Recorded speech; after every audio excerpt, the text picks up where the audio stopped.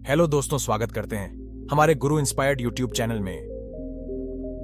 एक लड़का निराश था और हिम्मत हार चुका था। तभी एक संत ने उसे समझाया, निराशा से कैसे बचना चाहिए। कोरोना महामारी की वजह से पिछले 2.5 साल में काफी लोगों का जीवन पूरी तरह बदल गया है। बहुत से लोगों के अपने घर परिवार के लोग कोरोना की वजह से इस दुनिया में नहीं है। कुछ लोगों की नौकरी नहीं रही, किसी का व्यापार खत्म हो गया। अब धीरे धीरे हालात सामान्य हो रहे हैं, लेकिन फिर काफी लोग निराशा का सामना कर रहे हैं। निराशा से कैसे बच सकते हैं, इस संबंध में एक लोक कथा प्रचलित है। कथा में एक लड़का हिम्मत हार गया था और अपने जीवन से ही निराश हो गया था। वह आत्महत्या करना चाहता था, लेकिन तभी उसे एक संत मिले और संत ने उस लड़के की सोच बदल दी। जानिए ये कहानी। एक लड़का घर परिवार और धन संबंधी समस्याओं से लड़ते लड़ते थक गया था। उसकी उम्र ज्यादा नहीं थी, लेकिन वह रोज रोज के विवादों से तंग हो गया था। एक दिन हिम्मत हारकर वह आत्महत्या करने के लिए निकल पड़ा। चलते चलते एक जंगल में पहुंच गया।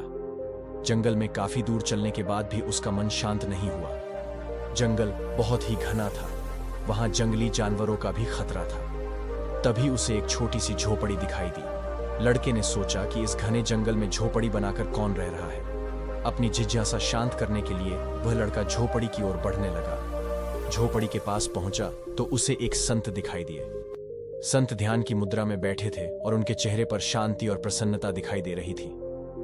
लड़का संत के पास ही बैठ गया। संत ने लड़के को देखा तो उसका परिचय पूछा। लड़के ने कहा कि वह अपने जीवन में परेशान हो गया है और मरना चाहता है, इसीलिए इस जंगल में आया हूं ताकि किसी तरह से मैं अपना जीवन खत्म कर सकूं।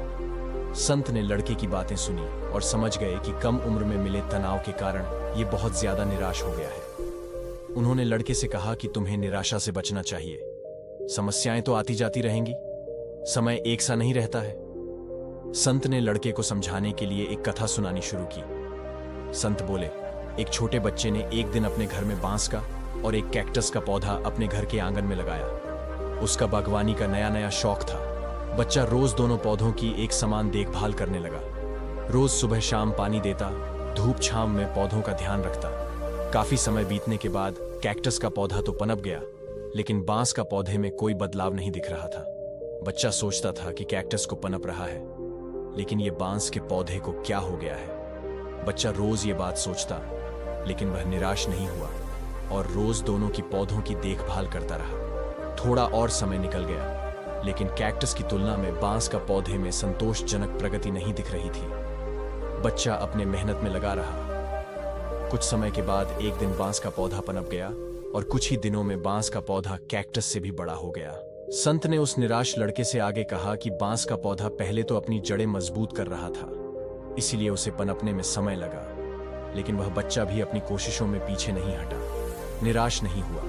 हमें भी अपने जीवन में 2 बातें ध्यान रखनी चाहिए। पहली बात तो यह है कि हालात कैसे भी हों, सकारात्मकता और धैर्य न छोड़ें। दूसरी बात यह है कि पहले हमें अपनी जड़ें मजबूत करनी चाहिए। अगर हमारा आधार मजबूत होगा तो हमारा काम तेजी से आगे बढ़ेगा।